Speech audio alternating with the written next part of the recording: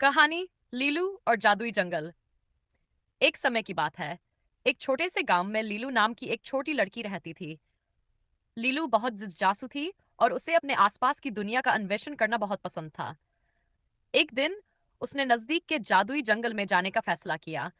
जैसे ही लीलू जंगल में कदम रखती है, उसे पत्तियों की सरसराहट और चिड़ियों के मीठे चहकने की आवाज सुनाई देती है। पेड़ ऊंचे और विशाल थे और उनकी शाखाएं हरे रंग की छतरी बना रही थीं। जैसे जैसे वह जंगल में आगे बढ़ी, उसने चारों ओर रंग बिरंगे फूल खिले हुए देखे और हवा में एक मीठी, आकर्षक खुशबू फैली हुई थी। अचानक लीलू ने एक चमकती हुई धारा देखी। पानी धूप में हीरे की तरह चमक रहा था।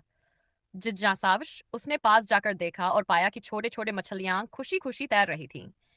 लेकिन उसकी नजर एक सुनहरी कंकड़ पड़ी जो पानी के किनारे पर रखा था। ओ, ये कितना सुंदर है! लीलू ने एक्सक्लेम्ड करते हुए कहा और कंकड़ की ओर बढ़ी। जैसे ही उसके हाथ ने कंकड़ को छुआ, एक तेज रोशनी उसकी चारों ओर फैल गई और उससे पहले वह अकेली नहीं रही। एक दोस्ताना खरगोश जिसका नाम था बिन्नी प्रकट हुआ। उसने एक छोटा कोट और एक छोटी सी टोपी पहनी हुई थी। जादुई जंगल में आपका स्वागत है लीलू, उसने कहा। उसकी आंखों में चमक थी। आपने सुनहरी कंकड़ पाई है। यह उसे पाने वालों को एक विशेष इच्छा पूरी करने की शक्ति देती है। लीलू का दिल खुशी से कूदने लगा। उसने एक पल सोचा और फिर मुस्कुराई। मैं चाहती हूँ कि मुझे अपने नए दोस्तों के साथ एक रोमांचक यात्रा मिले। बिन्नी ने खुशी से सिर हिलाया। चलो, सबको मिलते हैं। उसने लीलू को जंगल की गहराइयों में ले जाकर विभिन्न जानवरों से मिलवाया।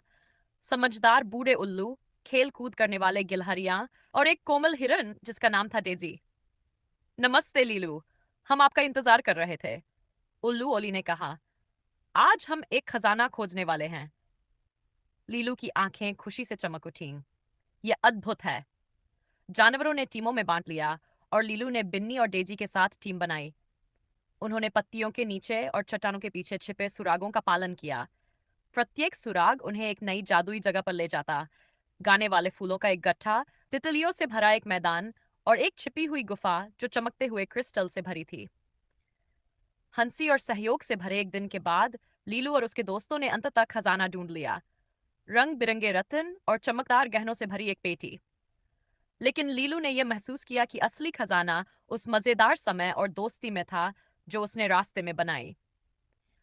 जब सूरज अस्त होने लगा और जंगल में गर्म रोशनी फैलने लगी, लीलू को पता था कि घर लौटने का समय आ गया है।